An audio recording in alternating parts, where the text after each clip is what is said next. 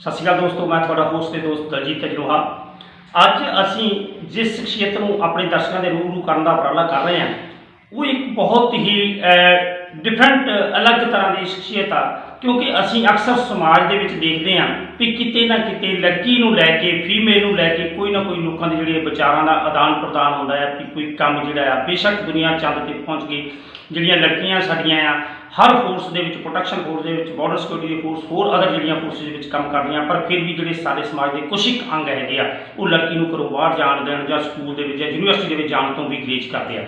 पर इसे लड़ी के तहत अज जी शख्सियत की असीं जिक्र किया उस लड़ी वो एक वैटनरी डॉक्टर ने ते वैटनरी ऑफिसर ने जिन्होंने अपने इस डिपार्टमेंट के लगातार 4 जगह पर 14 साल जॉब की है तो हुण चौथी जगह उन्होंने पोस्टिंग है।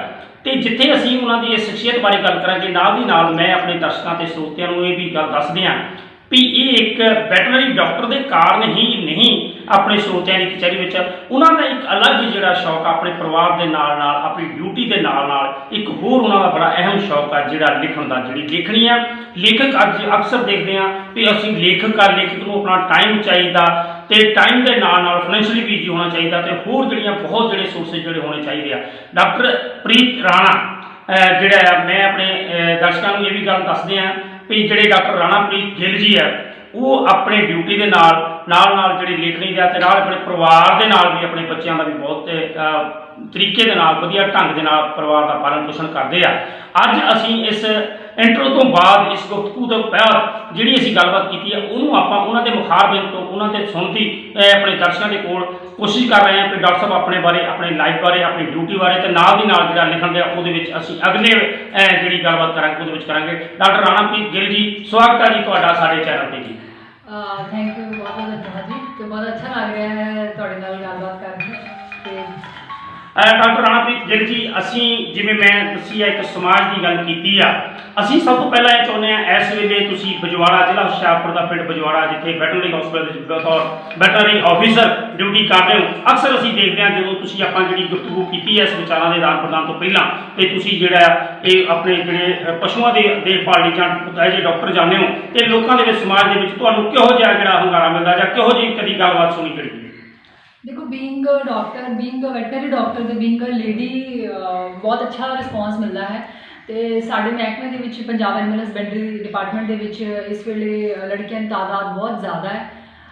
2006 के विच जदों मैं ज्वाइन किया सी उस टाइम के डिपार्टमेंट के विच कुड़ियां बहुत घट सी डिपार्टमेंट के विच तो उस टाइम ते जो जिस स्टेशन ते मेरी पोस्टिंग सी उस स्टेशन ते लोगों को पता ही नहीं सीगा कि कुड़ी भी वैटनरी डॉक्टर हो सकती है। पर जिवें आपां गलबात पहला कर रहे थे कि पंजाब च हले भी इदां दे बहुत सारे एरिया जिथे लोगों को पता ही नहीं हैगा कि कुड़ियां भी एज वैटनरी डॉक्टर काम कर सकते क्योंकि इस महकमे नूं या इस किते नूं खास करके पुरुष प्रधान समझा जाता है। पर मैनूं लगदा है कि हुण जदों मैं अपने आप नूं एज फीमेल वैट इंट्रोड्यूस करदी हां लोकां दे नाल तो कोई लोगों को इन्ना ज़्यादा अचंभा नहीं हुंदा। तो हुण लोगों दे विच काफ़ी इस चीज़ नूं लैके अवेयरनैस है कि कुड़ियां जिहड़ियां इस प्रोफैशन दा बहुत अहम पार्ट ने। डॉक्टर राणाप्रीत गिल जी तुसीं सानूं अपने प्रोफैशन बारे दस्सिया क्योंकि अक्सर साडी ये कोशिश होंदी है साडे चैनल की एक कोशिश होंदी है कि आपां अपने स्रोतियां दर्शकों की कचहरी दे विच वो लोग लैके जाइए जिहड़े समाज नूं एक वखरा करने की कोशिश करते हैं समाज दे विच एक वखरा मकाम बनाउण की कोशिश करते हैं। तुसीं अपने प्रोफैशन वैटनरी डॉक्टर के आधार पर जिहड़ा है तुसीं बनाया ते तुसीं साडे जिहड़ा है असीं तुहाडी जॉब के नाल नाल असीं चाहुंदे हां कि साडे दर्शकों नूं तुसीं जिहड़ा अपने तुहाडा परिवार जोड़ा पिछोकड़ वो बारे भी जरूर दसो ताकि सारे दर्शक जान सकन कि जिस शख्सियत को असीं स्क्रीन पर देख रहे हैं उस जी शख्सियत का पिछोकड़ की है तो वो जोड़े किस परिवार के नाल जुड़े जी। तो बेसिकली जो मेरा पिछोकड़ है वो मालवे साइड का है। मैं फतेहगढ़ साहब साडा पिंड है जिथे मेरे फादर साहब बिलोंग करते हैं। पर मैं पढ़ी लिखी जी है वो दुआबे है। मेरे फादर साहब नकोदर के प्रोफैसर से कॉलेज के मदर उत्थे ही एक स्कूल के प्रिंसीपल से तो लेटर ऑन मेरे मदर ने काफ़ी अचीव किया। इनफैक्ट असी ये चीज़ भी मेरे लिए बहुत इंस्पायरिंग रही है कि मेरे मदर एक स्कूल के टीचर से जो मैं छोटी होंगी उस बाद she went on to become a principal फिर deputy education officer circle education officer तो अल्टीमेटली वो डेप्टी डायरैक्टर एजुकेशन डिपार्टमेंट के रिटायर होया। सो आई थिंक मेरे मदर की जी चढ़त सी मेरे फादर दो प्रोफैसर ही रहे हैं ये मेरी मदर की जी हौली हौली यू नो एक ਸਟੈਪ ਤੋਂ ਅੱਗੇ ਇੱਕ ਸਟੈਪ ਤੇ ਮੈਂ ਹਮੇਸ਼ਾ ਦੇਖਿਆ ਕਿ ਮੇਰੇ ਫਾਦਰ ਸਾਹਿਬ ਨੂੰ ਇੰਸਪਾਇਰ ਕਰਦੇ ਰਹੇ। ਇਸ ਤੋਂ ਇਲਾਵਾ ਮੇਰੇ ਮਦਰ ਨੇ ਪੰਜਾਬ ਦਾ ਜਿਹੜਾ ਸਟੇਟ ਨੈਸ਼ਨਲ ਅਵਾਰਡ ਐਜੂਕੇਸ਼ਨ ਦਾ ਤੇ ਉਹ ਵੀ ਜਿੱਤਿਆ। ਤੇ ਆਈ ਥਿੰਕ ਇਹ ਚੀਜ਼ ਵੀ ਮੇਰੇ ਲਈ ਬਹੁਤ ਇੰਸਪਾਇਰਿੰਗ ਰਹੀ, ਆਪਣੀ ਮਦਰ ਦੀ ਜਿਹੜੀ ਉਹਨੂੰ ਕਲਾਈਮ ਕਰਦੇ ਦੇਖਣਾ on the ladder of success. So ਮੇਰੇ ਪੇਰੈਂਟਸ ਦੋਨੇ ਐਜੂਕੇਸ਼ਨ ਡਿਪਾਰਟਮੈਂਟ ਨੂੰ ਬਿਲੋਂਗ ਕਰਦੇ ਸੀ ਤੇ ਇਸ ਲਈ ਹਮੇਸ਼ਾ ਪੜ੍ਹਾਈ ਦਾ ਇੱਕ ਰੁਝਾਨ ਘਰ ਦੇ ਵਿੱਚ ਰਹਿੰਦਾ ਸੀਗਾ। ਨੋਵਲਸ ਪੰਜਾਬੀ ਦੇ, ਇੰਗਲਿਸ਼ ਦੇ, ਬੁੱਕਸ ਨਾ ਬਹੁਤ ਜ਼ਿਆਦਾ ਹੁੰਦੀਆਂ ਸੀ ਘਰ ਦੇ ਵਿੱਚ ਸ਼ੁਰੂ ਤੋਂ। ਤੇ ਹਮੇਸ਼ਾ ਫਾਦਰ ਸਾਹਿਬ ਨੇ ਛੋਟੇ ਹੁੰਦੇ ਤਾਂ ਬੁੱਕਸ ਲੈ ਕੇ ਆਉਣੀ। ਉਸ ਟਾਈਮ ਤੇ 80s ਦੇ ਵਿੱਚ ਰਸ਼ੀਅਨ ਫੇਰੀ ਟੇਲਸ ਕਾਫੀ ਮੈਂ ਪੜ੍ਹੀਆਂ ਤੇ ਪੜ੍ਹਨ ਦੀ ਜਿਹੜੀ ਚੇਟਕ ਸੀ ਉਹ ਸ਼ੁਰੂ ਤੋਂ ਹੀ ਲੱਗ ਗਈ ਸੀਗੀ, ਛੋਟੇ ਹੁੰਦੇ ਤੋਂ ਹੀ। ਤੇ ਲਿਖਣਾ ਉਦੋਂ ਇੱਕ ਡਾਇਰੀ ਲਿਖੀ ਹੁੰਦੀ ਸੀ, ਇਸ ਤੋਂ ਜ਼ਿਆਦਾ ਸਕੂਲ ਮੈਗਜ਼ੀਨ ਦੇ ਵਿੱਚ ਕੰਟਰੀਬਿਊਟ ਕਰਦੀ ਸੀ, ਪਰ ਇਹ ਨਹੀਂ ਸੀ ਪਤਾ ਕਿ ਅੱਗੇ ਜਾ ਕੇ ਐਜ਼ ਅ ਰਾਈਟਰ ਅਤੇ ਐਜ਼ ਐਨ ਆਥਰ ਆਪਣੇ ਆਪ ਨੂੰ ਪ੍ਰੂਵ ਕਰੂੰਗੀ। बहुत ਵਧੀਆ डॉक्टर रामप्रीत ਗਿੱਲ ਜੀ, ਤੁਸੀਂ ਦੱਸਿਆ ਹੋਣਹਾਰ ਬਿਰਵਾਨ ਕੇ ਹੋ ਚਿਕਨੇ ਚਿਕਨੇ ਬਾਤ। ਜਿਵੇਂ ਤੁਸੀਂ ਦੱਸਿਆ ਤੁਹਾਡੇ ਮਦਰ ਫਾਦਰ ਆਪਣੇ ਜਿਹੜੇ ਸੀਗੇ ਐਜੂਕੇਸ਼ਨ ਡਿਪਾਰਟਮੈਂਟ ਦੇ ਵਿੱਚ ਸੀਗੇ, ਉਹਨਾਂ ਦੀ ਜਿਹੜੀ ਗੁਰਤੀ ਤੁਹਾਨੂੰ ਮਿਲੀ ਆ। ਤੇ ਮੈਂ ਸਮਝਦਾ ਕਿ ਅਸੀਂ ਆਪਣੇ ਦਰਸ਼ਕਾਂ ਨੂੰ ਦੱਸ ਦਈਏ ਇਹੋ ਜਿਹੇ ਪਰਿਵਾਰ ਦੇ ਵਿੱਚ ਕੁਝ ਵੀ ਅਲੱਗ ਕਰਨ ਦੀ ਜਿਹੜੀ ਸ਼ਮਤਾ ਹੈ ਉਹ ਤੁਹਾਡੇ ਵਿੱਚ ਆਪਣੇ ਆਪ ਹੀ ਸੀ, ਗੁਰਤੀ ਦੇ ਰੂਪ 'ਚ ਮਿਲੀ ਸੀਗੀ। ਚਾਹੇ ਤੁਸੀਂ ਵੈਟਰਨਰੀ ਡਾਕਟਰ ਬਣਦੇ, ਚਾਹੇ ਤੁਸੀਂ ਪਾਇਲਟ ਬਣਦੇ, ਚਾਹੇ ਫੀਮੇਲ ਦੇ ਕਿਤੇ ਵੀ ਜਾਂਦੇ ਤਾਂ ਯੂ ਆਰ ਸਕਸੈਸ ਹੋ ਜਾਣਾ। ਮਿਸ਼ਨ ਜਿਹੜਾ ਤੁਹਾਡਾ ਸੀਗਾ ਤੁਸੀਂ ਸਕਸੈਸ ਹੋ ਜਾਣਾ, ਕਿਉਂਕਿ ਤੁਹਾਡੇ ਪੇਰੈਂਟਸ ਜਿਹੜੇ ਸੀਗੇ ਉਹਨਾਂ ਦੀ ਇੱਕ ਲਗਨ ਸੀਗੀ, ਉਹਨਾਂ ਨੂੰ ਇੱਕ ਚਾਹਤ ਸੀਗੀ, ਉਹਨਾਂ ਦੇ ਵਿੱਚ ਪਰਿਵਾਰ ਦੇ ਵਿੱਚ ਸੀਗਾ ਕਿ ਸਾਡੇ ਬੱਚੇ ਜਿਹੜੇ ਉਹ ਕਰਨ। ਤੇ ਨਾਲ ਦੀ ਨਾਲ ਆਪਾਂ ਇਹ ਗੱਲ ਕਰੀਏ ਇਸ ਗੁਫ਼ਤਗੂ ਨੂੰ ਅੱਗੇ ਵਧਾਉਂਦੇ ਹੋਏ, ਆਪਾਂ ਜਿਵੇਂ ਤੁਸੀਂ ਗੱਲ ਕੀਤੀ ਸੀ ਲਿਖਣ ਦੀ, ਮੈਂ ਵੀ ਆਪਣੇ ਦਰਸ਼ਕਾਂ ਨੂੰ ਤੇ ਹੁਣ ਤੱਕ ਤੁਸੀਂ ਇਹ ਜਿਹੜਾ ਲਿਖਣੀ ਦਾ ਜਿਵੇਂ ਤੁਸੀਂ ਸ਼ੌਕ ਦੱਸਿਆ, ਇਹਦੇ ਵਿੱਚ ਅਸੀਂ ਸਮਝਦੇ ਹਾਂ ਵੀ ਤੁਹਾਨੂੰ ਪਰਿਵਾਰ ਦੇ ਵਿੱਚੋਂ ਪਿਆ। ਤੇ ਤੁਸੀਂ ਕਿਤਾਬ ਲਿਖੀਆਂ ਜਿਹੜੀਆਂ ਵੱਖਰੀਆਂ ਵੱਖਰੀਆਂ ਡਿਫਰੈਂਟ ਬੁੱਕਸ ਲਿਖੀਆਂ, ਤੇ ਤੁਸੀਂ ਕਿਹੜੀਆਂ ਬੁੱਕਸ ਲਿਖੀਆਂ ਔਰ ਕਿੰਨੀਆਂ ਬੁੱਕਸ ਲਿਖੀਆਂ ਔਰ ਕਿਹੜੀ ਲੈਂਗੁਏਜ 'ਚ ਲਿਖੀਆਂ? ਮੈਂ ਹਾਲੇ ਤੱਕ 3 ਬੁੱਕਸ ਲਿਖ ਚੁੱਕੀ ਹਾਂ। ਮੇਰੀ ਜਿਹੜੀ ਰਾਈਟਿੰਗ ਜਰਨੀ ਦੀ ਸ਼ੁਰੂਆਤ 2017 ਦੇ ਵਿੱਚ ਮਿਡਲਸ ਤੋਂ ਹੋਈ। ਮੈਂ ਮਿਡਲਸ ਲਿਖਣੇ ਸ਼ੁਰੂ ਕੀਤੇ। ਟ੍ਰਿਬਿਊਨ ਨਿਊਜ਼ਪੇਪਰ ਦੇ ਵਿੱਚ ਮੇਰਾ ਪਹਿਲਾ ਮਿਡਲ ਛਪਿਆ ਤੇ ਉਸ ਤੋਂ ਬਾਅਦ ਹਿੰਦੁਸਤਾਨ ਟਾਈਮਸ, ਡੇਲੀ ਪੋਸਟ 2017 ਦੇ ਵਿੱਚ ਹੀ ਮੇਰੇ ਕਾਫੀ ਜ਼ਿਆਦਾ ਮਿਡਲ ਛਪ ਗਏ। ਤੇ 2018 ਦੇ ਵਿੱਚ ਮੇਰੀ first book I those college years. ਇਹ ਕਾਈਂਡ ਆਫ ਸੈਮੀ ਆਟੋਬਾਇਓਗ੍ਰਾਫਿਕਲ ਹੈ। ਇੱਕ ਕੁੜੀ ਹੈ ਵੈਟਰਨਰੀ ਡਾਕਟਰ ਰੀਆ ਜਸਵਾਲ, ਉਹਦੀ ਕਹਾਣੀ ਹੈ ਜੋ ਉਸ ਦੀ ਲਾਈਫ ਦੇ ਦੁਆਲੇ ਘੁੰਮਦੀ ਹੈ। ਤੇ ਜਦੋਂ ਮੈਂ ਫਸਟ ਬੁੱਕ ਲਿਖਣੀ ਸੀ ਤਾਂ ਮੈਨੂੰ ਇਸ ਚੀਜ਼ ਦਾ ਆਈਡੀਆ ਨਹੀਂ ਸੀਗਾ ਕਿ ਕਰੈਕਟਰਸ ਕਿੱਥੋਂ ਲਿਆਵਾਂ, ਸਟੋਰੀ ਕਿੱਥੋਂ ਲਿਆਵਾਂ। ਤਾਂ ਉਹ ਆਪਣੇ ਹੀ ਜਿਹੜੇ ਵੈਟਰਨਰੀ ਡੇਜ਼ ਹੈ ਕੁਛ ਉਸ ਦੀ ਕਹਾਣੀ ਉਹਦੇ ਵਿੱਚ ਫਿਕਸ਼ਨ ਐਡ ਕਰਕੇ ਉਸ ਟਾਈਮ 'ਤੇ ਜਿਹੜੇ ਇੰਸੀਡੈਂਟਸ ਹੋਏ, ਉਸ ਟਾਈਮ 'ਤੇ ਕੀ ਕੁਝ ਘਟਨਾਵਾਂ ਵਾਪਰੀਆਂ, ਤੇ ਉਹਨਾਂ ਦੀ ਹੀ ਇੱਕ ਮਨਘੜਤ ਕਹਾਣੀ ਬਣਾ ਕੇ ਇਹ ਬੁੱਕ ਬਣਾਈ ਹੈ, ਜਿਹਦੀ ਪ੍ਰੋਟੈਗਨਿਸਟ ਜਿਹੜੀ ਮੇਨ ਕਰੈਕਟਰ ਉਹ ਕੁੜੀ ਹੈ ਜਿਹੜੀ ਵੈਟਰਨਰੀ ਕਰ ਰਹੀ ਹੈ। ਫਾਈਂਡਿੰਗ ਜੂਲੀਆ ਮੇਰੇ ਮਿਡਲਸ ਦੀ ਸਟੋਰੀ ਹੈ। ਮੈਂ ਕਰੀਬਨ ਹਾਲੇ ਤੱਕ ਮੇਰੇ ਅਰਾਊਂਡ 250 ਮਿਡਲਸ ਤੇ ਸ਼ਾਰਟ ਸਟੋਰੀਜ਼ 15 ਨਿਊਜ਼ਪੇਪਰਸ ਤੇ ਇੰਟਰਨੈਸ਼ਨਲ ਜਰਨਲਸ ਦੇ ਵਿੱਚ ਪਬਲਿਸ਼ ਹੋ ਗਏ। ਇੰਟਰਨੈਸ਼ਨਲ ਜਰਨਲਸ ਜਿਵੇਂ ਕੋਲੰਬੋ ਤੋਂ ਨਿਕਲਦਾ ਹੈ Himal, Commonwealth writers journal from England, Spillwords from New York. ਤੇ ਉਸ ਤੋਂ ਇਲਾਵਾ ਜਿਹੜੇ ਸਾਡੇ ਨਿਊਜ਼ਪੇਪਰਸ ਨੇ Tribune, HT, Deccan Herald, Hitavada, women's ਏਰਾ।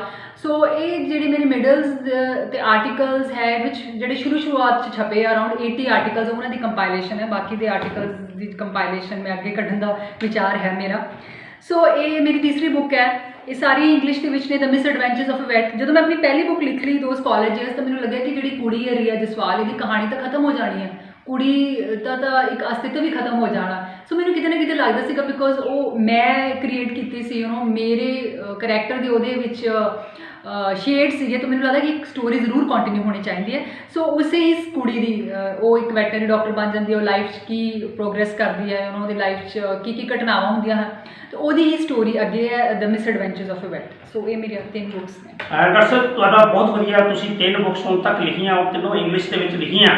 ਤੇ ਮੈਂ ਸਮਝਦਾ ਆਪਾਂ ਇਹ ਵੀ ਇੱਕ ਸਾਡਾ ਇੱਥੇ ਸਵਾਲ ਬਣਦਾ ਹੈ, ਕਿਉਂਕਿ ਅਸੀਂ ਪੰਜਾਬ ਦੇ ਰਹਿਣ ਵਾਲੇ ਹਾਂ, ਪੰਜਾਬ ਦੀ ਗੱਲ ਕਰਦੇ ਹਾਂ। ਤੁਸੀਂ ਜਿਹੜੀ ਇੱਕ ਲੈਂਗੁਏਜ ਨੈਸ਼ਨਲ ਇੰਟਰਨੈਸ਼ਨਲ ਜਿਹੜਾ ਸਾਊਥ ਦੇ ਵਿੱਚ ਗਈਆਂ, ਤੁਹਾਡੀ ਪਬਲਿਸ਼ ਵੀ ਹੋਈ ਸਾਰੇ ਪਾਸੇ, ਜਿਹੜੀਆਂ ਹਿੰਦੁਸਤਾਨ ਦੇ ਵਿੱਚ ਵੀ ਇਵਨ ਡਿਫਰੈਂਟ ਜਿਹੜੀਆਂ ਸਟੇਟਸ ਹੈ ਜਾਂ ਅਦਰ ਮਤਲਬ ਕੰਟਰੀਜ਼ ਉਹਦੇ ਵਿੱਚ ਵੀ ਇਹ ਜਾਂਦੀਆਂ ਜਾਂ ਗਈਆਂ, ਜਾਂ ਤੁਹਾਡੇ ਪਬਲਿਸ਼ਰ ਨੇ ਜਾਂ ਜਿਹੜੀ ਤੁਹਾਡੀ ਅਪਰੋਚ ਹੁੰਦੀ ਆ। ਪਰ ਫਿਰ ਵੀ ਤੁਹਾਡੇ ਕਿਤੇ ਜਿਹੇ 'ਚ ਇਹ ਨਹੀਂ ਆਉਂਦਾ ਵੀ ਅਸੀਂ ਇਹਨਾਂ ਨੂੰ ਪੰਜਾਬੀ ਦੇ ਵਿੱਚ ਜਾਂ ਹਿੰਦੀ ਦੇ ਵਿੱਚ ਟ੍ਰਾਂਸਲੇਟ ਕਰਨ ਦੀ ਕੋਸ਼ਿਸ਼ ਕਰੀਏ ਜਾਂ ਟ੍ਰਾਂਸਲੇਟ ਕਰਵਾਈਏ। ਦੇਖੋ ਪੰਜਾਬੀ ਦੇ ਵਿੱਚ ਮੈਂ ਲਿਖਦੀ ਰਹੀ ਹਾਂ। ਸਾਡਾ ਡਿਪਾਰਟਮੈਂਟ ਦਾ ਪਸ਼ੂ ਪਾਲਣ ਵਿਭਾਗ ਦਾ ਮੈਗਜ਼ੀਨ ਹੈ ਪਸ਼ੂਧਨ ਪੰਜਾਬ, ਉਹਦੇ ਵਿੱਚ ਮੇਰੇ ਪੰਜਾਬੀ 'ਚ ਆਰਟੀਕਲਸ ਵੀ ਛਪਦੇ ਰਹੇ ਆ। ਤੇ ਡੈਫੀਨੇਟਲੀ ਜੇ ਇਹ ਕਿਸੇ ਹੋਰ ਲੈਂਗੁਏਜ, ਪੰਜਾਬੀ 'ਚ ਜਾਂ ਹਿੰਦੀ 'ਚ ਹੋਰ ਲੈਂਗੁਏਜ 'ਚ ਟ੍ਰਾਂਸਲੇਟ ਹੁੰਦੀ ਤਾਂ ਮੈਨੂੰ ਲੱਗਦਾ ਕਿ ਇੱਕ ਬੁੱਕ ਨੂੰ ਇੱਕ ਵਾਈਡਰ ਸਕੋਪ ਮਿਲਦਾ ਹੈ, ਉਹਨੂੰ ਨਵੇਂ ਪਾਠਕ ਮਿਲਦੇ ਹਨ। ਪਰ ਕਿਤੇ ਨਾ ਕਿਤੇ ਮੈਨੂੰ ਲੱਗਦਾ ਹੈ ਕਿ ਗੱਲ ਇਹ ਪਬਲਿਸ਼ਰਸ ਜਿਹੜੇ ਹੈਗੇ ਉਹਨਾਂ ਦੀ ਸਹਿਮਤੀ ਤੋਂ ਬਿਨਾਂ ਨਹੀਂ ਹੋ ਸਕਦੀ। ਪਰ ਡੈਫੀਨੇਟਲੀ ਇਨ ਫਿਊਚਰ ਜੇ ਮੌਕਾ ਮਿਲੇ ਤਾਂ ਮੈਂ ਜ਼ਰੂਰ ਚਾਹੂੰਗੀ ਕਿ ਮੇਰੀਆਂ ਬੁੱਕਸ ਪੰਜਾਬੀ ਦੇ ਵਿੱਚ, ਹਿੰਦੀ 'ਚ ਜਾਂ ਹੋਰ ਇੰਡੀਅਨ ਲੈਂਗੁਏਜਸ ਦੇ ਵਿੱਚ ਟ੍ਰਾਂਸਲੇਟ ਹੋਣ। ਡਾਕਟਰ ਸਾਹਿਬ, ਡਾਕਟਰ ਰਣਪ੍ਰੀਤ ਗਿੱਲ ਜੀ, ਇਹ ਤੁਸੀਂ 3 ਬੁੱਕਸ ਹੁਣ ਤੁਸੀਂ ਲਿਖੀਆਂ ਤੇ ਅੱਗੇ ਤੁਹਾਡੀ ਜਿਹੜੀ ਪਲੈਨਿੰਗ ਤੁਸੀਂ ਦੱਸੀ ਸੀ ਕਿ ਮੇਰੀ ਅਗਲੀ ਪਲੈਨਿੰਗ ਆ, ਅਗਲੀ ਪਲੈਨਿੰਗ ਦੇ ਵਿੱਚ ਕਿਆ ਤੁਹਾਡੇ ਜਿਹਨ ਦੇ ਵਿੱਚ ਜਿਹੜੀ ਤੁਸੀਂ ਬੁੱਕ ਆ, ਕਿਹੜੀ ਬੁੱਕ ਆ ਔਰ ਕਦੋਂ ਤੱਕ ਉਹ ਕੰਪਲੀਟ ਹੋਣ ਦੀ ਸੰਭਾਵਨਾ ਹੈ? देखो हाले तो बुक के ऊपर रिसर्च ही चल रही है, तो मैं बहुत ज़्यादा बुक के बारे में नहीं कहना चाहूँगी कि मेरे लिटरेरी एजेंट ने book bakers mister Suhail Mathur उन्होंने एक प्रोजेक्ट डिस्कस होया है, तो वो बारे में रिसर्च हले चल रही है। सो इसका कोई टाइम फ्रेम नहीं मैं दे सकती, क्योंकि बुक तो हाले मैं लिखनी शुरू ही नहीं की। हाले तो मैं कोशिश कर रही हूँ कि जिस प्रोजेक्ट से मैं काम करना चाहती हूँ, बारे में मैक्सिमम जी है बुक्स खरीद के ते पढ़ाई कर रही हैं। ਉਹਦੇ ਵਿੱਚ ਤੁਸੀਂ ਪਲਾਨ ਕਰ ਰਹੇ ਹੋ ਬੁੱਕਸ ਜਿਹੜੀਆਂ ਡਿਫਰੈਂਟ ਬੁੱਕਸ ਜਿਹੜੀਆਂ ਲੈ ਕੇ ਉਹਦੇ ਵਿੱਚ ਤੁਸੀਂ ਡਾਕਟਰ ਰਣਪ੍ਰੀਤ ਜੀ ਗਿੱਲ, ਆਪਾਂ ਜਿੱਥੇ ਤੁਹਾਡੀ ਪਰਿਵਾਰ ਦੀ ਗੱਲ ਕੀਤੀ ਹੈ, ਤੁਹਾਡੀ ਬੁੱਕਸ ਦੀ ਗੱਲ ਕੀਤੀ ਹੈ, ਤੁਹਾਡੇ ਡਿਪਾਰਟਮੈਂਟ ਦੀ ਗੱਲ ਕੀਤੀ ਹੈ, ਨਾਲ ਦੀ ਨਾਲ ਆਪਾਂ ਕਈ ਵਾਰ ਅਸੀਂ ਪਰਿਵਾਰਾਂ ਦੇ ਵਿੱਚ ਰਹਿੰਦੇ ਹਾਂ। ਤੁਹਾਡੀ ਮੈਰਿਜ ਹੋ ਗਈ, ਮੈਰਿਜ ਦੇ ਦੌਰਾਨ ਤੁਹਾਡੇ ਜਿਹੜੇ ਪਤੀ ਸਾਹਿਬਾਨ ਆ, ਤੁਹਾਡੇ ਹਸਬੈਂਡ ਜੀ ਨੇ, ਉਹ ਕੀ ਡਿਪਾਰਟਮੈਂਟ 'ਚ ਨੇ, ਕੀ ਕਰਦੇ ਨੇ? ਮੇਰੇ ਹਸਬੈਂਡ ਇੰਜੀਨੀਅਰ ਨੇ, ਉਹ ਇੱਕ ਪ੍ਰਾਈਵੇਟ ਕੰਪਨੀ ਜੈਨ ਇਰੀਗੇਸ਼ਨ ਉਹਦੇ ਵਿੱਚ ਕੰਮ ਕਰਦੇ ਨੇ। ਇਹ ਨਿੱਜੀ ਸਵਾਲ ਦੇ ਨਾਲ ਨਿੱਜੀ ਸਵਾਲ ਦਾ ਸਾਡਾ ਉਦੇਸ਼ ਇਹ ਹੁੰਦਾ ਕਿ ਕਿਉਂਕਿ ਸਾਡੇ ਦਰਸ਼ਕਾਂ ਨੂੰ, ਸਾਡੇ ਸਰੋਤਿਆਂ ਨੂੰ, ਜਿਵੇਂ ਅਸੀਂ ਗੱਲ ਕਰਦੇ ਹਾਂ, ਅਕਸਰ ਕਈ ਵਾਰ ਸਰੋਤਿਆਂ ਦਾ ਕਿੰਤੂ ਪਰੰਤੂ ਆ ਜਾਂਦਾ ਹੈ ਕਿ ਤੁਸੀਂ ਉਹਨਾਂ ਦੇ ਨਾਲ ਵਾਰਤਾਲਾਪ ਸਾਖਾਤਕਾਰ ਕੀਤਾ ਤੇ ਉਹਦੇ ਵਿੱਚ ਤੁਸੀਂ ਉਹਨਾਂ ਦੀ ਸਟਾਰਟਿੰਗ ਦੀ ਮਾਤਾ ਪਿਤਾ ਦੀ ਗੱਲ ਕੀਤੀ ਕਿ ਉਹਨਾਂ ਦੀ ਆਫਟਰ ਮੈਰਿਜ, ਤੇ ਜਿਵੇਂ ਅਸੀਂ ਬੁੱਕਸ ਲਿਖਦੇ ਹਾਂ, ਜਿਵੇਂ ਅਸੀਂ ਇਸ ਗੁਫ਼ਤਗੂ ਤੋਂ ਪਹਿਲਾਂ ਗੱਲ ਕੀਤੀ ਸੀ ਤੁਹਾਡੇ ਨਾਲ, ਤੇ ਕਈ ਵਾਰ ਆਨਸਰ ਦੇਖਿਆ ਜਾਂਦਾ ਹੈ ਕਿ ਜਦੋਂ ਬੱਚਾ ਜਾਂ ਫੀਮੇਲ ਜਦੋਂ ਕੋਈ ਕੰਮ ਕਰਦੀ ਹੈ, ਐਕਸਟਰਾ ਘਰ ਦੇ ਵਿੱਚ ਟਾਈਮ ਦਿੰਦੀ ਹੈ, ਪੇਰੈਂਟਸ ਵੱਲੋਂ ਕਈ ਵਾਰ ਰਿਸਪੌਂਸ ਮਿਲਦਾ ਹੈ, ਕਈ ਵਾਰ ਨਹੀਂ ਮਿਲਦਾ। ਕੋਈ ਇਹੋ ਜਿਹਾ ਸਰਕਮਸਟੈਂਸਿਸ ਤੁਹਾਡੇ ਪਰਿਵਾਰ ਜਿਹੜਾ ਹੈ, ਇਨ-ਲॉज ਦੇ ਵਿੱਚ ਕੋਈ? ਨਹੀਂ, ਈਵਨ ਜਦੋਂ ਮੈਂ ਮੈਰਿਡ ਨਹੀਂ ਸੀ ਤਾਂ ਮੇਰੇ ਮਦਰ ਨੂੰ ਲੱਗਦਾ ਸੀ ਕਿ ਮੈਂ ਬਹੁਤ ਜ਼ਿਆਦਾ ਬੁੱਕਸ ਪੜ੍ਹਦੀ ਹਾਂ, ਤੇ ਉਹਨਾਂ ਨੇ ਮੈਨੂੰ ਹਮੇਸ਼ਾ ਕਈ ਵਾਰ ਟੋਕਣਾ ਕਿ ਤੂੰ ਇੰਨੀਆਂ ਜ਼ਿਆਦਾ ਬੁੱਕਸ ਕਿਉਂ ਪੜ੍ਹਦੀ ਹੈ, ਇਹਦਾ ਕੀ ਵਰਥ ਕੀ ਹੈ। ਤਾਂ ਮੈਂ ਉਹਨਾਂ ਨੂੰ ਕਹਿਣਾ ਕਿ ਨਹੀਂ, ਮੈਂ ਇੰਜੋਏ ਕਰਦੀ ਹਾਂ ਰੀਡਿੰਗ, ਮੈਨੂੰ ਨਾ ਵਧੀਆ ਲੱਗਦਾ ਹੈ ਫਿਕਸ਼ਨ ਪੜ੍ਹਨਾ। ਤੇ ਉਸ ਤੋਂ ਬਾਅਦ ਜਦੋਂ ਮੇਰੀ ਮੈਰਿਜ ਹੋ ਗਈ, ਉਸ ਤੋਂ ਬਾਅਦ ਵੀ ਮੈਂ ਕਈ ਵਾਰ ਬੁੱਕਸ ਪੜ੍ਹਦਾ, ਤੇ ਮੇਰੀ ਮਦਰ ਇਨ-ਲॉ ਨੇ ਵੀ ਇੱਕ ਵਾਰ ਕਮੈਂਟ ਕੀਤਾ ਕਿ ਇੰਨੀਆਂ ਬੁੱਕਸ ਕਿਉਂ ਪੜ੍ਹਦੀ ਹੈ, ਕੀ ਇਹਦਾ ਫਾਇਦਾ ਹੈ। ਸੋ ਆਈ ਥਿੰਕ ਬੁੱਕਸ ਦੀ ਅਹਿਮੀਅਤ ਉਹੀ ਲੋਕ ਜਾਣ ਸਕਦੇ ਨੇ ਜਿਹੜੇ ਬਹੁਤ ਜ਼ਿਆਦਾ ਖਾਸ ਕਰ ਰੀਡਿੰਗ ਕਰਦੇ ਨੇ। तो मेरे मदर भी एजुकेशन डिपार्टमेंट ਦੇ ਵਿੱਚ ਰਹੇ ਨੇ, ਪਰ ਸਟਿਲ ਮੈਂ ਬਹੁਤ ਜ਼ਿਆਦਾ ਸ਼ੁਰੂ ਤੋਂ ਮੈਨੂੰ ਰੀਡਿੰਗ ਦਾ ਸ਼ੌਕ ਸੀ ਕਿ ਇੱਥੇ ਤੱਕ ਕਿ ਮੈਂ ਹੁਣ ਤਾਂ ਬਾਕੀ ਕੰਮਾਂ ਨੂੰ ਛੱਡ ਕੇ ਜਦੋਂ ਸਾਰੀ ਫੈਮਿਲੀ ਟੀਵੀ ਵਾਚ ਕਰ ਰਹੀ ਹੈ ਜਾਂ ਕੁਝ ਬੜਾ ਇੰਟਰਸਟਿੰਗ ਦੇਖ ਰਹੀ ਹੈ, ਤਾਂ ਮੇਰੇ ਡਾਟਰ ਨੂੰ ਵੀ ਕਈ ਵਾਰ ਮਹਿਸੂਸ ਹੁੰਦਾ ਕਿ ਸਾਰੇ ਇਕੱਠੇ ਬੈਠ ਕੇ ਗੱਲਾਂ ਕਰ ਰਹੇ ਹੈ, ਗੱਪਾਂ ਮਾਰ ਰਹੇ ਕਿ ਮੰਮਾ ਕੱਲ ਇੱਕ ਰੂਮ 'ਚ ਬੈਠ ਕੇ ਪੜ੍ਹ ਕਿਉਂ ਰਹੀ ਹੈ। ਸੋ ਕਿਤੇ ਨਾ ਕਿਤੇ ਇਹ ਗੱਲ ਆ ਜਾਂਦੀ ਹੈ। ਚਲੋ ਬਟ आई थिंक ये शौक की गल होंगी है। सो इदां दी गल्लां तां डेफिनेटली होंदियां रहिंदियां ने कि ज़्यादा टाइम अपने कमरे च रहिंदी है, कमरा बंद करके रखती है, बुक्स पढ़ती रहिंदी है। But I mean that's okay. तुसीं हौली हौली इस चीज़ नूं, इस मैंटेलिटी नूं एक्सैप्ट करना शुरू कर देना तो लोग भी समझ आते हैं कि नहीं ये चेतक है पढ़न दी, इहनूं तुसीं छुड़ा नहीं सकते इस तरह। डॉक्टर रमनप्रीत जी, मेरा अगला सवाल यही सीगा, पर फिर भी तुसीं कोशिश की उन्होंने एक्सप्लेन नहीं कर, पर फिर भी मैं जिहन चीज़ सवाल जरूर आपके आप जरूर ये करना है कि मैं जिवें तुसीं एक वैटरनरी ऑफिसर हो, इत्थे 9 to 5 ड्यूटी करते हो, उस तो बाद तुसीं लिखते हो, बुक्स लिखते हो, वो भी उस लैंग्वेज लिखते हो जिस लैंग्वेज से पकड़ होना बहुत जरूरी, इंग्लिश लैंग्वेज। उस तो बाद तुहाडे फैमिली में तुहाडी बेबी है, छोटी है, इन-लॉज ने, तुसीं ये सारे किस तरह मैनेज करते हो? देखो सारियां मैं कोशिश तो बहुत करती हूँ कि सारियां चीज़ां मैनेज हो जान, तो मैं कोशिश भी करती कि सारे लोग खुश भी हो जाए इस तो, बट समहाउ कई बार ये हो नहीं पाता। बट स्टिल देखो जॉब का लाइफ का एक बहुत बड़ा पार्ट है, तो मेरी बेटी मेरी प्रायोरिटी है डेफिनेटली। सो मैं जो अपना राइटिंग का काम है कोशिश करती कि मैं मॉर्निंग टाइम उठा, तो मेरी हमेशा कोशिश रहती कि मैं 3 बजे उठ के अपना जोड़ा हैगा जोड़ा राइटिंग तो रीडिंग का जोड़ा भी काम है वो कर लवां, क्योंकि उस तो बाद जॉब तो बाद जाते घर मेरी बेटी का होमवर्क होंगे, उन्होंने ऑनलाइन क्लासेस वो लगदियाँ, वो डाउट्स होंगे ने वो क्लीयर करने हैं। तो इस गल च मेरी बेटी वालों मैंने बहुत सपोर्ट मिलता है, क्योंकि वो शी इज़ वेरी इंटैलीजेंट, वो अपना काम सारा मैनेज कर लेंदी, जो वो डाउट्स होंगे ने वो भी मेरे तक आते हैं। तो चलो फैमिली का तो किचन का काम भी मैनेज हो जाता, उसका भी मेरे तक भार नहीं पाया जाता। सो आई थिंक फैमिली सपोर्ट का बहुत फर्क पैंदा, तां ही सारी चीज़ां मैनेज हो जाती। डॉक्टर साहब एक लास्ट सवाल जो साडा आ कि तुसीं जिहड़ियां बुक्स लिखियां इन्हां बुक्स नूं लोकां तक, आवाम तक, पाठकां तक, श्रोतिਆਂ तक पहुँचाउण लई तुसीं अज तक किहड़ा उपराला कर चुके हो, प्रैस कॉन्फ्रेंस दे राहीं जां समागम आयोजन करके जां किसी पोलीटिकल शख्सियत का सहारा लैके किस तरह तुसीं इन्हां नूं लोकां तक पहुँचाउंदे? देखो हाँ जी डेफिनेटली मार्केटिंग जी बुक्स की बहुत इंपॉर्टेंट है, बिकॉज लोगों को पता ही नहीं लगेगा कि एक बुक तुसीं लिखी है तो वो ये डिसाइड किद्दां करनी थी। सब तो पहले तो उन्हें पता होना चाहिए ना कि बुक लिखी गई है, उस बाद ये उन्होंने डिसीजन है कि वो बुक बाय करनी है या नहीं करनी। सो मेरा बिकॉज मैं मिडल्स लिखती रही हाँ, मेरे उसके कारण मैनू न्यूज़पेपर्स दे विच काफ़ी कवरेज जिन्हें अखबारां ने मैं लिखिया, Tribune, Hindustan Times, thanks to the editors ਕਿ ਮੈਨੂੰ ਉਹਨਾਂ ਅਖਬਾਰਾਂ ਦੇ ਵਿੱਚ ਜਦੋਂ ਵੀ ਮੈਂ ਕੋਈ ਨਾ ਕੋਈ ਸਮਾਗਮ ਕੀਤਾ, ਮੈਂ ਜਿੱਥੇ ਤੱਕ ਮੇਰੀ ਪੰਜਾਬ ਦੇ ਵਿੱਚ ਰੀਚ ਸੀ,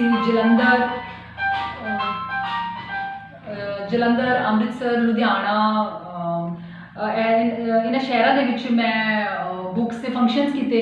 ਫਿਰ ਉੱਥੋਂ ਦੀ ਪ੍ਰੈਸ ਨਾਲ ਕੰਟੈਕਟ ਕੀਤਾ ਤੇ ਉਸ ਜਿਹਨਾਂ ਅਖਬਾਰਾਂ 'ਚ ਮੈਂ ਲਿਖਦੀ ਰਹੀ ਹਾਂ, ਅਤੇ ਇਸ ਤੋਂ ਇਲਾਵਾ ਵੀ ਜਿਹੜੇ ਵਰਨੈਕੂਲਰ ਪੇਪਰ ਸੀ ਹਿੰਦੀ ਪੰਜਾਬੀ ਦੇ, ਉਹਨਾਂ ਦੇ ਵਿੱਚ ਵੀ ਮੈਨੂੰ ਕਵਰੇਜ ਮਿਲੀ। ਸੋ ਆਈ ਥਿੰਕ ਨਿਊਜ਼ਪੇਪਰਸ, ਬਿਕੋਜ਼ ਬਹੁਤ ਸਾਰੇ ਲੋਕ ਨਿਊਜ਼ਪੇਪਰਸ ਨਾਲ ਜੁੜੇ ਹੁੰਦੇ, ਨਿਊਜ਼ਪੇਪਰਸ ਪੜ੍ਹਦੇ ਆ ਰੋਜ਼। ਸੋ ਬੁੱਕ ਨਿਊਜ਼ਪੇਪਰਸ ਵਿੱਚ ਕਵਰੇਜ ਆਉਣ ਨਾਲ ਵੀ ਬਹੁਤ ਜਿਹੜਾ ਤੁਹਾਡਾ ਏਰੀਆ ਕਵਰ ਹੋ ਜਾਂਦਾ ਹੈ। ਤੇ ਇਸ ਤੋਂ ਇਲਾਵਾ ਸੋਸ਼ਲ ਮੀਡੀਆ 'ਤੇ ਮੇਰੇ ਨਾਲ ਬਹੁਤ ਸਾਰੇ ਲੋਕ ਕਨੈਕਟਡ ਹੈ, ਜਿਹੜੇ ਲੋਕ ਮੇਰੇ ਮਿਡਲਸ ਪੜ੍ਹਦੇ ਰਹੇ, ਉਹਨਾਂ ਨੇ ਮੇਰੀ ਬੁੱਕਸ ਖਰੀਦੀਆਂ ਤਾਂ ਮੈਨੂੰ ਐਪਰੀਸ਼ੀਏਟ ਵੀ ਕੀਤਾ। ਸੋ ਇੱਕ ਦੂਸਰਾ ਜ਼ਰੀਆ ਸੀਗਾ ਕਿ ਸੋਸ਼ਲ ਮੀਡੀਆ ਦੇ ਉੱਪਰ ਮੈਂ ਐਕਟਿਵ ਹਾਂ, ਤਾਂ ਉੱਥੇ ਮੈਂ ਆਪਣੀ ਬੁੱਕਸ ਨੂੰ ਪ੍ਰਮੋਟ ਕਰਦੀ ਰਹਿੰਦੀ ਹਾਂ।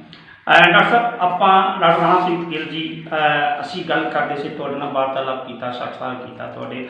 ਅਸੀਂ ਕੋਈ ਇਹੋ ਜਿਹੀ ਗੱਲ ਜਿਹੜੀ ਅਸੀਂ ਤੁਹਾਤੋਂ ਪੁੱਛਣਾ ਰਹਿ ਗਏ ਤੇ ਤੁਸੀਂ ਉਹ ਗੱਲ ਸਾਡੇ ਦਰਸ਼ਕਾਂ ਨਾਲ, ਸਰੋਤਿਆਂ ਨਾਲ ਸਾਂਝੀ ਕਰਦੇ ਚਾਹੁੰਦੇ ਹੋ, ਤੇ ਉਹ ਜ਼ਰੂਰ ਤੁਸੀਂ ਜਿਹੜੀ ਸਾਡੇ ਸਰੋਤਿਆਂ ਨਾਲ। ਮੈਨੂੰ ਹਮੇਸ਼ਾ ਪੁੱਛਿਆ ਜਾਂਦਾ ਹੈ ਅਬਾਊਟ ਵੂਮਨ ਇੰਪਾਵਰਮੈਂਟ, ਤੇ ਤੁਸੀਂ ਕੁੜੀਆਂ ਨੂੰ ਕੀ ਮੈਸੇਜ ਦੇਣਾ ਚਾਹੋਗੇ? ਤੁਸੀਂ ਉਹ ਪੁੱਛਿਆ ਨਹੀਂ, ਚਲੋ ਮੈਂ ਉਹ ਕਹਿ ਦਿੰਦੀ ਹਾਂ। ਸੋ ਮੈਨੂੰ ਇਹ ਲੱਗਦਾ ਕਿ ਡੈਫੀਨੇਟਲੀ ਘਰ ਦਾ ਸਪੋਰਟ ਸੀਗਾ, ਹਮੇਸ਼ਾ ਫੈਮਿਲੀ ਨੇ ਸਪੋਰਟ ਕੀਤਾ, ਬਟ ਸਮਹਾਉ ਮੈਨੂੰ ਲੱਗਦਾ ਕਿ ਜੇ ਤੁਸੀਂ ਲਾਈਫ ਦੇ ਵਿੱਚ ਕੁਝ ਕਰਨਾ ਹੈ ਤਾਂ ਇੱਕ ਇੰਟਰਨਲ ਡਿਟਰਮੀਨੇਸ਼ਨ, ਮੈਂ ਨਾ 4 Ds ਉਹਨੂੰ ਕਹਿੰਦੀ ਹਾਂ, ਅਤੇ ਮੈਂ ਹਮੇਸ਼ਾ ਇਹ ਚੀਜ਼ ਮੈਮੋਰਾਈਜ਼ ਕਰਦੀ ਰਹਿੰਦੀ ਹਾਂ, ਡਿਟਰਮੀਨੇਸ਼ਨ, ਡਿਵੋਸ਼ਨ, ਡੈਡੀਕੇਸ਼ਨ, ਡਿਸਿਪਲਿਨ। ਅਤੇ ਮੈਨੂੰ ਲੱਗਦਾ ਕਿ ਜੇ ਤੁਸੀਂ ਲਾਈਫ ਕੁਝ ਅਚੀਵ ਕਰਨਾ ਤਾਂ ਇਹ 4 ਚੀਜ਼ਾਂ ਹੋਣੀਆਂ ਤੁਹਾਡੇ 'ਚ ਬਹੁਤ ਜ਼ਰੂਰੀ ਹੈ। ਅਤੇ ਇਨਫੈਕਟ ਜੇ ਤੁਹਾਡੇ 'ਚ ਨਹੀਂ ਵੀ ਹੈ ਤਾਂ ਤੁਸੀਂ ਇਨਕਲਕੇਟ ਕਰ ਸਕਦੇ ਹੋ, ਤੁਸੀਂ ਆਪਣੇ ਆਪ 'ਚ ਕਰ ਸਕਦੇ ਹੋ। ਸੋ ਮੇਰਾ ਆਪਣੇ ਆਪ ਨੂੰ ਕਈ ਦਿਨ ਇੱਦਾਂ ਦੇ ਹੁੰਦੇ ਜਿਸ ਦਿਨ ਉਹਨਾਂ ਆਊਟਪੁੱਟ ਲੱਗਦਾ ਕਿ ਨਹੀਂ ਹੈਗਾ ਜਿੰਨਾ ਜੋ ਤੁਸੀਂ ਚਾਹੁੰਦੇ ਸੀ। ਜੇ ਮੈਂ ਸੋਚਦੀ ਹਾਂ ਕਿ ਮੈਂ 100 ਪੇਜਿਸ ਪੜ੍ਹਨੇ ਸੀ ਤਾਂ 100 ਨਹੀਂ ਪੜ੍ਹੇ ਗਏ, ਥੋੜ੍ਹੇ ਘੱਟ ਪੜ੍ਹੇ ਗਏ। ਸੋ ਆਪਣੇ ਆਪ ਨੂੰ ਮੋਟੀਵੇਟ ਕਰਨ ਲਈ ਮੈਂ ਕੌਨਸਟੈਂਟਲੀ ਆਪਣੇ ਆਪ ਨੂੰ ਕਹਿੰਦੀ ਰਹਿੰਦੀ ਕਿ ਨਹੀਂ, ਮੈਂ ਇਹ ਚੀਜ਼ ਕਰਨੀ ਹੈ, I have to do this. So ਮੈਨੂੰ ਲੱਗਦਾ ਕਿ ਲਾਈਫ 'ਚ ਕੁਝ ਵੀ ਅਚੀਵ ਕਰਨ ਲਈ ਤੁਹਾਨੂੰ ਸਭ ਤੋਂ ਪਹਿਲਾਂ ਮਿਹਨਤ ਕਰਨੀ ਬਹੁਤ ਜ਼ਰੂਰੀ ਹੈ, ਉਸ ਪਰ ਡਿਸਿਪਲਿਨ ਹੋਣਾ ਬਹੁਤ ਜ਼ਰੂਰੀ ਹੈ। ਜਿਹੜਾ ਤੁਸੀਂ ਏਮ ਰੱਖਿਆ ਉਹਦੇ 'ਚ ਕੌਨਸਟੈਂਟਲੀ ਤੁਸੀਂ ਵਰਕ ਕਰੀ ਜਾਓ। ਈਵਨ ਜੇ ਤੁਸੀਂ ਛੋਟੇ ਛੋਟੇ ਸਟੈਪਸ ਵੀ ਲੈ ਰਹੇ ਹੋ ਤਾਂ keep on moving in the positive direction. ਜੋ ਅੱਜ ਕੱਲ੍ਹ ਦਾ ਜਿਹੜਾ ਟਾਈਮ ਹੈ ਕਰੋਨਾ ਕਰਕੇ ਕਿਸੇ ਲੋਕਾਂ ਦੀ ਲਾਈਫ 'ਚ ਇੱਕ ਤਰ੍ਹਾਂ ਦੀ ਨੈਗੇਟਿਵਿਟੀ ਜੀ ਆ ਗਈ ਹੈ, ਬਿਕੋਜ਼ ਲਾਈਫ ਕਿਤੇ ਜ਼ਿਆਦਾ ਖੜੀ ਜੀ ਹੋ ਗਈ ਹੈ। ਕਈ ਲੋਕਾਂ ਦੀ ਜੌਬਸ ਚਲੀ ਗਈਆਂ, ਕਈ ਲੋਕਾਂ ਦੀਆਂ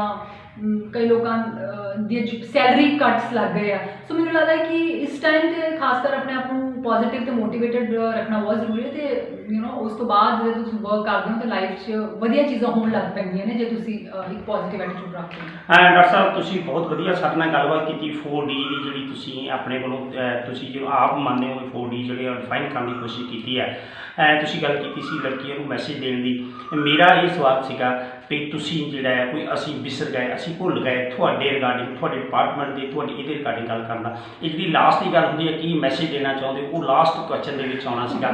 ਤੁਹਾਡਾ ਬਹੁਤ ਬਹੁਤ ਧੰਨਵਾਦ ਜੀ, ਤੁਸੀਂ ਗੱਲ ਕੀਤੀ ਆ। ਮੇਰਾ ਫਿਰ ਆਪ ਜੀ ਨੂੰ ਇਹ ਹੈ ਵੀ ਜਿਹੜੀ ਤੁਸੀਂ ਡਿਪਾਰਟਮੈਂਟ ਦੀ ਗੱਲ ਕਰਦੇ ਹੋ, ਵੈਟਰਨਰੀ ਡਾਕਟਰ ਦੀ ਗੱਲ ਕਰਦੇ ਹੋ, ਵੈਟਰਨਰੀ ਆਫਿਸਰ ਦੀ ਗੱਲ ਕਰਦੇ ਹੋ, ਅੱਜ ਕੋਵਿਡ-19 ਦੀ ਗੱਲ ਕੀਤੀ ਹੈ। ਕੋਵਿਡ-19 ਪਿਛਲੇ 4 ਮਹੀਨੇ ਤੋਂ ਲੋਕ ਭੁਗਦੇ ਆ, ਤਰਾਸਦੀ ਭੁਗਦੇ ਆ, ਬਹੁਤ ਦੀ ਸੈਲਰੀਜ਼ ਕੱਟ ਲੱਗ ਗਿਆ, ਬਹੁਤ ਦੀ ਜੌਬਸ ਚਲੀ ਗਈ ਆ, ਬਹੁਤ ਜ਼ਿਆਦਾ ਸਮਾਜ ਦੇ ਹਰ ਵਰਗ ਨੂੰ ਪ੍ਰੋਬਲਮ ਹੋਈ ਆ। ਅਤੇ ਇਹ ਜਿਹੜੀਆਂ ਚੀਜ਼ਾਂ ਆ, ਇਹਨਾਂ ਗੱਲਾਂ ਨੂੰ, ਇਹਨਾਂ ਮੁਸ਼ਕਲਾਤ ਨੂੰ ਲੈ ਕੇ ਅਸੀਂ ਜਿਹੜਾ ਆ ਵਿਚਾਰ ਵਟਾਂਦਰਾ ਕਰਦੇ ਹਾਂ। ਤੁਸੀਂ ਜਿਹੜਾ ਮੈਸੇਜ ਸਾਡੇ ਬਿਨਾਂ ਕਹੇ ਤੋਂ ਜਿਹੜਾ ਤੁਸੀਂ 4D ਦਾ ਐਕਸਪਲੇਨ ਕਰਕੇ ਕੀਤਾ, ਮੈਂ ਆਪਣੇ ਦਰਸ਼ਕਾਂ ਨੂੰ ਆਪਣੇ ਚੈਨਲ ਦੇ ਮਾਧਿਅਮ ਰਾਹੀਂ ਕਹੂੰਗਾ ਜਿਹੜਾ ਡਾਕਟਰ ਰਾਣਾਪ੍ਰੀਤ ਗਿੱਲ ਵੱਲੋਂ 4D ਨੂੰ ਐਕਸਪਲੇਨ ਕੀਤਾ ਗਿਆ, ਉਹਨੂੰ ਇਕੱਲੇ ਕਰਕੇ ਅਕਸ਼ਰ ਦੱਸਿਆ ਗਿਆ, ਉੱਤੇ ਜ਼ਰੂਰ ਗੌਰ ਕਰਨ ਅਤੇ ਉਹਨੂੰ 'ਤੇ ਅਮਲ ਕਰਨ ਦੀ ਕੋਸ਼ਿਸ਼ ਕਰਨ। ਕਿਉਂਕਿ ਸਮਾਜ ਦੇ ਵਿੱਚ ਇਹ ਜ਼ਰੂਰੀ ਨਹੀਂ ਹੁੰਦਾ ਵੀ ਸਾਨੂੰ ਜਿਹੜਾ ਹੈ ਕਿਸੇ ਵਿਅਕਤੀ ਵਿਸ਼ੇਸ਼ ਨੇ ਉਪਦੇਸ਼ ਦੇਣਾ ਜਾਂ ਸਾਨੂੰ ਸਿੱਖਿਆ ਦੇਣੀ ਹੈ। ਸਿੱਖਿਆ ਲੈਣ ਲਈ ਸਾਨੂੰ ਕਿਸੇ ਉਮਰ ਦਾ ਤਕਾਜ਼ੇ ਦੀ ਲੋੜ ਨਹੀਂ ਹੁੰਦੀ ਹੈ। ਕੋਈ ਸਿੱਖਿਆ ਸਾਨੂੰ ਕੋਈ ਵੀ ਵਿਅਕਤੀ ਜਿਹੜਾ ਕੋਈ ਐਕਸਪੀਰੀਅੰਸ ਆ, ਉਹ ਅਨੁਭਵ ਹੈ, ਉਹ ਦੇ ਸਕਦਾ ਹੈ। ਬਹੁਤ ਬਹੁਤ ਧੰਨਵਾਦ ਡਾਕਟਰ ਰਾਣਾਪ੍ਰੀਤ ਗਿੱਲ ਜੀ, ਤੁਸੀਂ ਸਾਡੇ ਨਾਲ ਗੱਲ ਕੀਤੀ। ਅਸੀਂ ਕੋਸ਼ਿਸ਼ ਕਰਾਂਗੇ ਆਪਣੇ ਚੈਨਲ ਦੇ ਮਾਧਿਅਮ ਦੇ ਰਾਹੀਂ ਜਿਹੜੀ ਤੁਹਾਡੇ ਨਾਲ ਗੱਲਬਾਤ ਕੀਤੀ ਆ ਆਵਾਮ ਤੱਕ, ਲੋਕਾਂ ਤੱਕ ਪਹੁੰਚਾਈਏ। ਹੁਸ਼ਿਆਰਪੁਰ ਤੋਂ ਦਲਜੀਤ ਅਜਲੋਹਾ। Thank you.